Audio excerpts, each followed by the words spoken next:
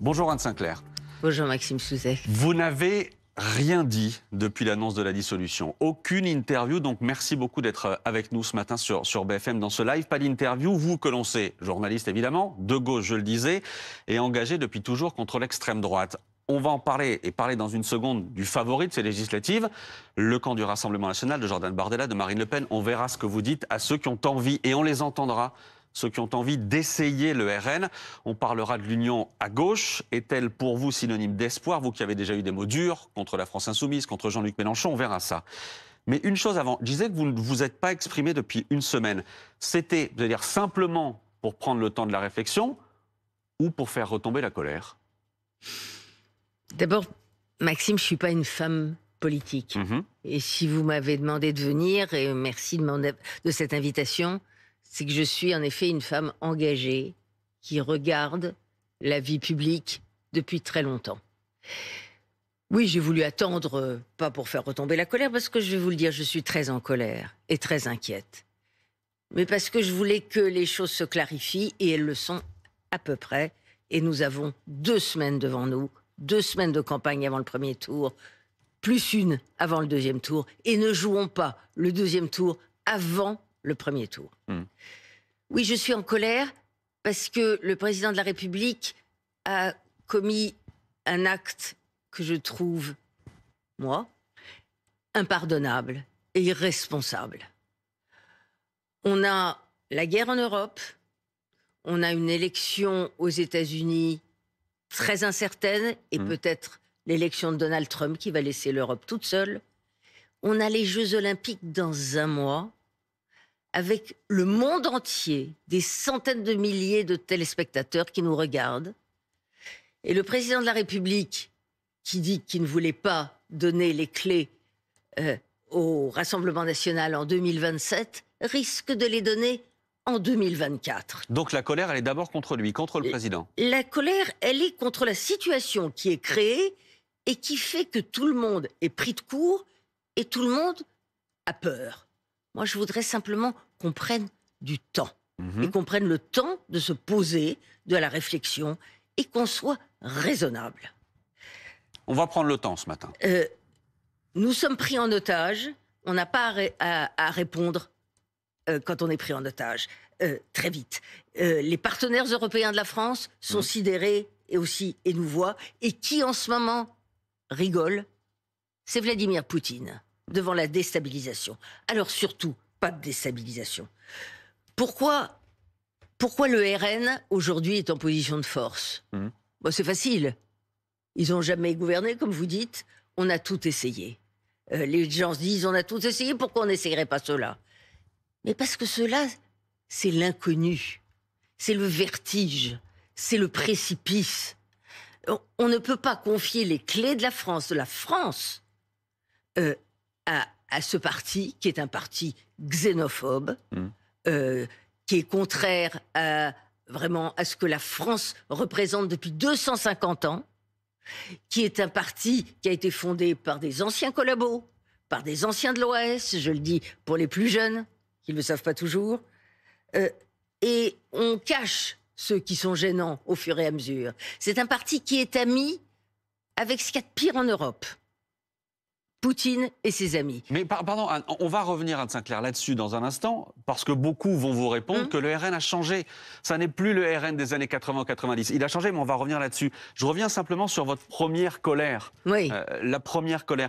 Ce soir-là, le soir de la dissolution, quand vous voyez Emmanuel Macron qui annonce la dissolution, qu'est-ce que vous avez envie de lui dire à ce moment-là? J'ai envie de lui dire qu'un président de la République, c'est un rempart, et que là, il nous jette, au contraire, dans la déstabilisation. Il parle de clarification et il nous jette dans le chaos. Il n'était pas obligé de dissoudre. Absolument pas. Il vous dit le contraire, Emmanuel Macron. Il vous dit qu'il était bloqué, et que de toute façon, si ce n'était pas maintenant, c'était dans 3 mois. Eh bien, d'abord, on avait 3 ans déjà pour préparer la présidentielle. On avait 3 ans pour penser l'après-Macron. Et on avait quelques mois avant qu'on constate le blocage. Le blocage, et pour l'instant, il a gouverné. Il a gouverné avec une majorité relative, avec sans doute des erreurs, puisqu'il aurait pu l'élargir. J'ai entendu Édouard Philippe, et c'est très intéressant ce qu'il disait à Pauline de Malherbe. en effet, c'est un peu tard. Il aurait peut-être pu y penser avant. Bon. Et donc, on avait le temps de s'organiser. On avait le temps de penser. Là, dans l'urgence, il précipite. Comme il dit, j'ai voulu clarifier, j'ai voulu jeter une grenade découpillée. Mais qu'est-ce que c'est? Alors cette expression-là, elle est réfutée. Elle était donnée par le journal Le Monde, qui maintient ces informations, en disant qu'Emmanuel Macron a expliqué à un grand patron qu'il a croisé la semaine dernière qu'il avait jeté une grenade dégoupillée pour voir comment tout le monde s'en sortait. L'Élysée dément cette phrase-là et cette expression de grenade dégoupillée. Très bien, mais on voit bien la situation. On avait besoin de calme, on avait besoin de solidité. On avait besoin de stabilité. Et là, on est devant l'inconnu. Et ça, il n'était pas obligé de le faire. À la limite, s'il avait voulu dissoudre, quand il y aurait eu des motions de censure à la rentrée, motion de censure sur motion de censure, il aurait mis les gens devant le fait accompli en disant « Vous voyez bien qu'on m'empêche de gouverner ». Là, à ce moment-là, la dissolution était une réponse. Elle est conçue dans la Constitution comme une réponse au blocage. Elle n'est pas conçue comme une décision qui n'avait absolument pas lieu d'avoir lieu, c'était des élections européennes. François Ruffin parlait du taré de l'Élysée. Oui, François Ruffin a son propre langage. D'autres ont dit on est chez les fous. Et vous?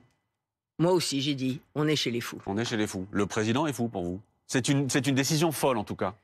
Je vous l'ai dit, pour moi, c'est une décision irresponsable et impardonnable. Il y a une chose, quand vous lisez les récits de la manière dont la dissolution a été décidée avec visiblement un groupe de conseillers autour du président qui y réfléchissait dans le secret, avec un Premier ministre, Gabriel Attal, qui avait été tenu à l'écart de ce secret-là, est-ce que ça ressemble à l'exercice du pouvoir tel que vous l'avez vu, commenté, vécu? Je me méfie des récits rapportés par la presse. Mais en tout cas, ce qu'on sait, c'est que, et Lionel Jospin le dit très bien dans une interview au Monde, c'est que la Constitution oblige le président, qui l'a fait, à consulter le Premier ministre et les présidents des deux assemblées. Les trois étaient contre. Il avait le droit de décider contre leur décision, c'est ce qu'il a fait. Mais il a décidé seul.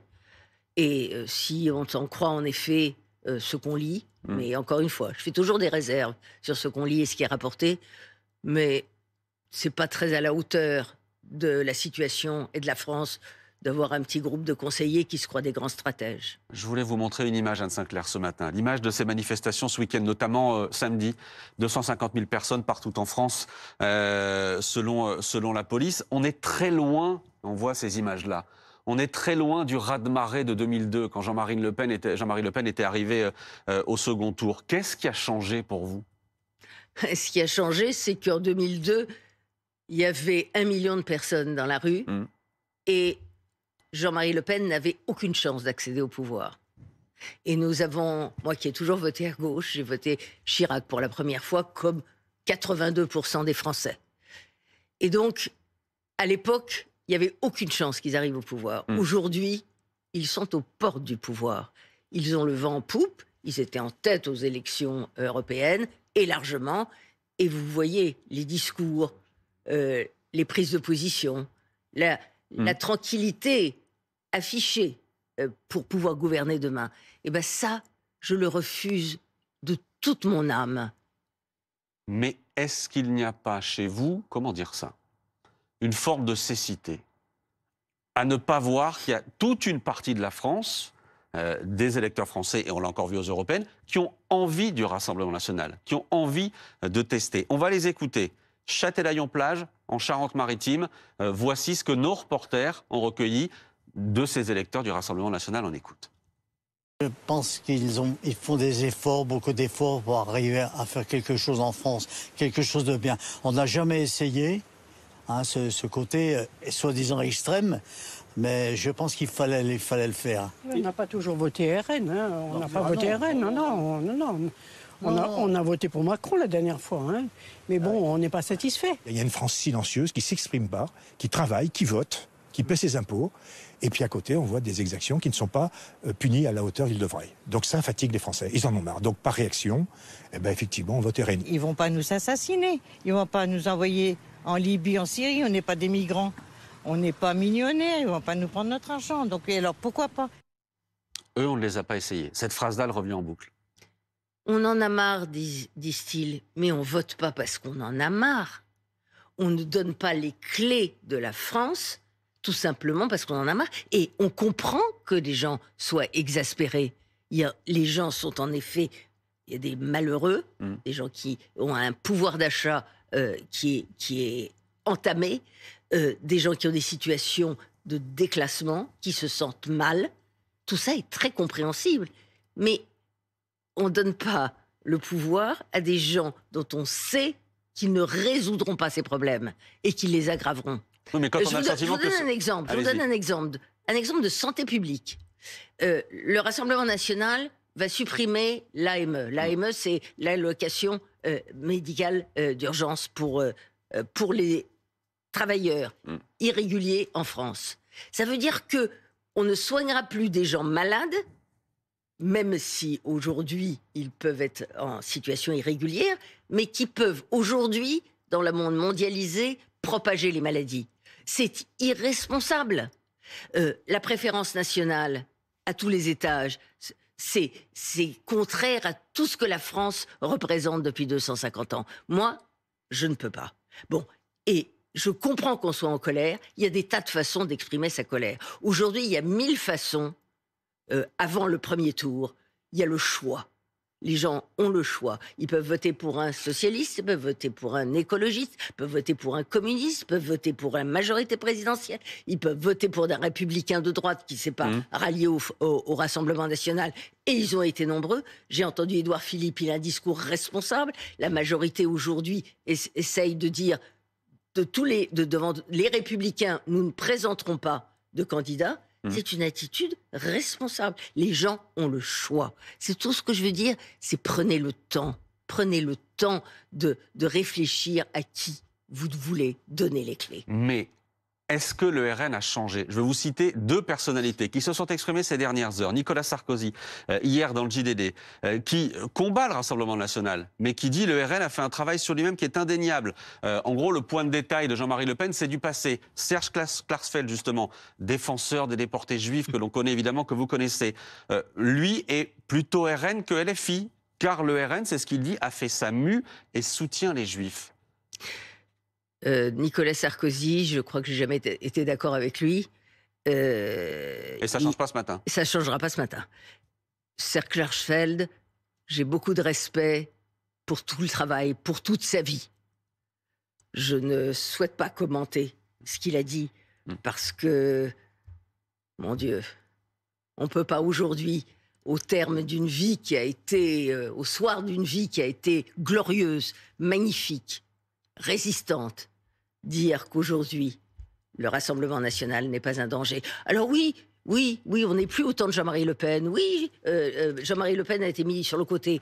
Et d'ailleurs, dès qu'il y a quelqu'un... Je rappelle que vous refusiez de le recevoir, lui et les autres du Front National, à l'époque de 7/7. Absolument, mais ça c'est, en effet, il y a longtemps.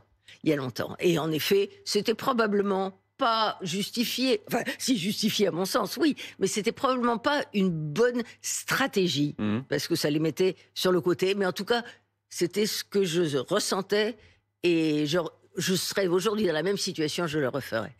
Mais le problème n'est pas là. Le problème est de dire, aujourd'hui, c'est un... Voilà, le Rassemblement national a fait le ménage sur un certain nombre de sujets, c'est vrai. Il reste aujourd'hui des gens qui tout d'un coup apparaissent comme pas très présentables, pas très respectables, et on les écarte très vite. Avec qui ils sont amis en Europe? C'est intéressant de voir avec qui ils sont amis. Ils sont amis en effet avec M. Poutine, ils sont amis avec M. Orban, ils sont amis avec des gens qui aujourd'hui piétinent les libertés. Ils sont amis, avec... Jusqu'au mois dernier, avec l'AfD. L'AfD, c'est le parti d'extrême droite en Allemagne, où il y a des néo-nazis. Alors oui, mais vous voyez, la Marine Le Pen dit on coupe les ponts. Ah oui, quand ça? Le mois dernier. Alors, on regarde les gens en fonction de ce qu'ils sont aujourd'hui, ou on a un regard sur leur histoire, leur passé. On est comptable de son passé. On est comptable de son histoire. Et ça, moi, j'oublie pas. Quel est le plus grand danger pour vous ce matin? Le Rassemblement national ou la France insoumise? Le sujet ne se pose pas comme ça. Il va se poser pour beaucoup d'électeurs. Oui, au deuxième tour, peut-être, dans certains cas. Oui. Moi, j'ai toujours voté à gauche. J'ai toujours voté à gauche, sauf quand il a fallu justement faire barrage au Front National. J'ai voté Chirac, j'ai voté Macron. Là, j'ai voté Glucksmann. J'ai voté Glucksmann comme 14% de Français. C'est pas le Parti Socialiste qui a fait 14%, c'est Raphaël Glucksmann, un homme courageux, sincère. Et pourquoi j'ai voté Glucksmann? Parce que justement, j'ai voté pour une Europe puissante face à la Russie. J'ai voté pour des choix clairs. J'ai voté pour la laïcité et pas pour le communautarisme. J'ai voté contre la gesticulation à l'Assemblée, ce que vous avez vu pendant 2 ans. Ça a servi le Front National d'un comportement irresponsable de députés de la France Insoumise. Oui, mais justement, là, pour certains de nos téléspectateurs ce matin, le choix va devoir se faire entre le RN et le Nouveau Front Populaire et LFI. Dans ce Front Populaire. Si vous étiez dans cette situation-là, que feriez-vous, Anne Sinclair ? Ça, c'est le choix du deuxième tour. Pour l'instant, je répète, mais je vais répondre, je répondrai. Et pas faire de langue de bois comme tous les politiques qui nous disent depuis la semaine dernière, non, on verra au deuxième tour. Non, je veux vous répondre. Mais en tout cas, pour l'instant, au premier tour, on a le choix. On a le choix de parti républicain ou pas. Et le pas, c'est le Rassemblement national. Donc moi, je suis à gauche. Je considère que la gauche a toujours été claire depuis l'affaire Dreyfus sur un sujet qui m'importe, qui est l'antisémitisme. L'antisémitisme, c'est pas l'affaire des Juifs, c'est l'affaire des Français et de tous les Français.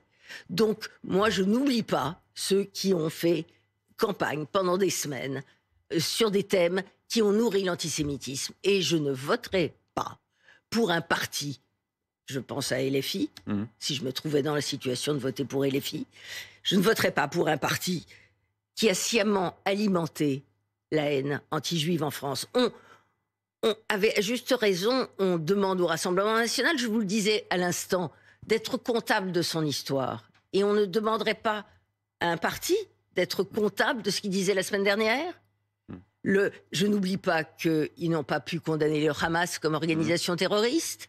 Il a fallu là qu'ils concèdent que les massacres commis le 7 octobre étaient des massacres terroristes, mais l'organisation terroriste, ils ne l'ont toujours pas dit. Ils n'étaient pas à la manifestation contre l'antisémitisme qui rassemblait l'ensemble des Français. Mais donc, ce Front populaire, il ne fallait pas le faire avec la France insoumise ? J'aurais aimé qu'il y ait un Front populaire qui rassemble ceux qui ne sont pas de la France insoumise, oui. Le Front populaire... Est-ce que ça fait une majorité à gauche, ça ? Le problème, c'est pas forcément de gagner à tout prix. Le problème, c'est d'être cohérent et d'avoir une position qui soit claire, cohérente et honnête. Le vrai Front populaire, celui de 1936, il y avait Léon Blum. Il y avait le Parti socialiste, les radicaux, toutes les organisations antifascistes. En effet, Léon Blum, il a fait un accord avec les staliniens à l'époque, mais il était majoritaire. L'union de la gauche, François Mitterrand, en 81. D'abord, il y avait François Mitterrand. Et puis, les partis socialistes étaient dominants. Donc, là, la France insoumise risque, dans le Front populaire, à plus de circonscriptions et risque d'être dominant. Je vous le dis, ça ne me convient pas. Il reste que je voterai à gauche si le candidat n'est pas un candidat LFI. François Hollande dit on a des divergences très fortes, mais on en parlera après d'une certaine manière. D'abord, c'est l'union. L'union avant tout à gauche. Et après, on ressortira les cadavres du placard. Eh bien, je trouve que... Là, l'expression est de moi, pas de François Hollande. Hein. J'ai bien compris. Mais les cadavres du placard, il faut les regarder tout de suite et faire le tri tout de suite. Et moi, je voudrais être clair, je vous le dis clairement, je vote à gauche, mais je ne voterai pas pour un candidat LFI. Et si, au bout du compte, parce que je ne vais pas faire la langue de bois, si je me trouvais demain au deuxième tour, on n'y est pas au deuxième tour, entre un candidat du Front populaire, un candidat qui soit LFI et un Rassemblement national, je voterai blanc. François Hollande de retour, qu'est-ce que ça vous inspire ? De la stupéfaction. On sait exactement ce qu'il pensait des frondeurs, de la France insoumise, et voir François Hollande à côté de Philippe Poutou du NPA, je trouve ça baroque. Le problème, c'est, par rapport à ce que vous dites ce matin, le problème, c'est LFI ou Mélenchon ? Mélenchon, je crois que les dirigeants de LFI veulent le mettre de côté. D'ailleurs, vous avez remarqué, il se fait relativement discret. Il y en a d'autres qui se font discrets. Rima Hassan, l'égérie de la France Insoumise, l'égérie qui a fait une campagne sur Gaza, qui est devenu un référendum sur Gaza. On la voit plus? Elle a disparu? Moi, ce que je demande simplement, c'est qu'on n'efface pas en 3 jours ce qui a été plusieurs mois de campagne. On n'efface pas en 3 jours ce qui a été la position de 3 mois. Mais ce matin, vu ce que vous nous décrivez, je me mets à votre place, j'ai l'impression que vous avez face à vous 3 impasses.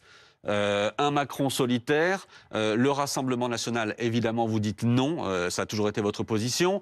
La gauche, ça dépend du candidat. Quand on entend, et vous l'avez cité à plusieurs reprises, Édouard Philippe, qui était tout à l'heure face à Pauline de Malherbe, dire que lui veut construire une nouvelle majorité, une nouvelle coalition. Mais ça veut dire quoi? Ça veut dire que ça tiendrait une majorité, une coalition de la droite modérée jusqu'à François Hollande, voire Fabien Roussel, puisqu'il n'y a pas de candidat de la majorité contre Fabien Roussel. Ça a un sens, ça aurait un sens? Ça a un sens, ça s'appelle l'Union nationale contre le danger qui nous menace. Et je suis très heureuse d'entendre Édouard Philippe tenir ce discours. J'aurais bien aimé que Emmanuel Macron nous le tienne depuis 2022. Il avait 2 ans pour essayer de faire ça. Il n'a pas essayé. Il y en a d'autres qui parlent d'union. Éric Ciotti. Éric Ciotti qui parle d'union des droites, ça vous fait sourire, avec Jordan Bardella, Marine Le Pen et le Rassemblement national. Écoutez, Éric Ciotti, tout le monde sait ce qu'il pense, et tout le monde savait ce qu'il pensait. Donc, moi, je salue les Républicains qui ont dit qu'ils ne suivraient pas Éric Ciotti, mais il y a, avouez-le, une forme d'hypocrisie extraordinaire, parce qu'en élisant Éric Ciotti, il avait déjà dit qu'il préférait Zemmour à Macron. Eh bien, on ne préfère pas Zemmour à Macron. Voilà. Mais sauf qu'au moins les choses, on parle de clarification, les choses sont plus claires. Oui, si le président de la République a fait une dissolution pour qu'on sache que Éric Ciotti sera ministre de l'Intérieur de Jordan Bardella, je trouve que c'est cher payé. On parlait tout à l'heure de votre colère, vous parliez de danger. Pour vous, quel est le plus grand danger? Qu'est-ce qui guette les Français si le Rassemblement national a une majorité dans 13 jours? J'ai du mal à imaginer que devant le monde entier, Emmanuel Macron inaugure les Jeux Olympiques avec à ses côtés Jordan Bardella et Éric Ciotti, ministre de l'Intérieur, qui aura en charge la sécurité face aux risques terroristes. Non, ça, vous voyez, je ne pouvais pas l'imaginer de mon vivant. Et c'est un cauchemar contre lequel je veux me battre. Il y a 2 semaines de campagne, on va se battre. On fait comme si les jeux étaient faits. Mais les jeux ne sont pas faits. Le choix, il est entre les mains des Français. Ils ont la possibilité de choisir, de réfléchir, de prendre leur temps. On ne choisit pas dans l'urgence et dans la panique. On réfléchit, on regarde qui est qui a dit quoi, qui a fait quoi. C'est ce que je demande. Et vous, alors vous prenez la parole ce matin ici, mais vous, votre rôle, ce sera quoi dans ces 15 jours? Moi, j'ai pas de rôle. Quand on me demande mon avis, je le donne. Vous avez eu la gentillesse de le faire modestement, à ma place. Je n'ai aucun rôle, aucune responsabilité. Je ne représente rien, simplement une sensibilité. Simplement dire, toute ma vie, j'ai lutté contre le Front National. Je ne pouvais pas imaginer que mes petits-enfants aujourd'hui, mes enfants et mes petits-enfants, soient face à une France gouvernée par le Front National. Vous parliez de cauchemar. Est-ce que vous en avez pleuré ces derniers jours? Oui. J'ai pleuré dimanche soir. J'ai pleuré quand j'ai vu, Marine Le Pen et Jordan Bardella prêts à prendre le pouvoir. J'ai dit, je ne pensais pas que ça arriverait. Et ma colère, elle est venue de là. On avait le temps de réfléchir, on avait le temps de s'adapter, on avait le temps de voir quelle force politique pouvait naître. Et là, sur un plateau, non. Pas ça. Merci Anne Sinclair. Merci Maxime. Merci d'avoir été avec nous ce matin. Voilà, pour prendre position, j'allais dire pour commenter. Non, pour prendre position après cette annonce de dissolution il y a 1 semaine maintenant et alors que la campagne commence. J'ajoute que tous les citoyens prennent position.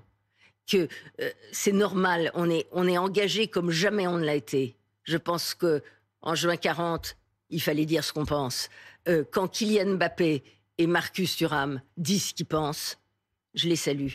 Ils sont des citoyens. Vous parlez de juin 40, la situation est similaire pour vous? C'est des situations de crise et de gravité, oui. Il y a des moments où il faut se ressaisir, oui. Bon, merci. Merci d'avoir été avec nous ce matin sur BFM TV.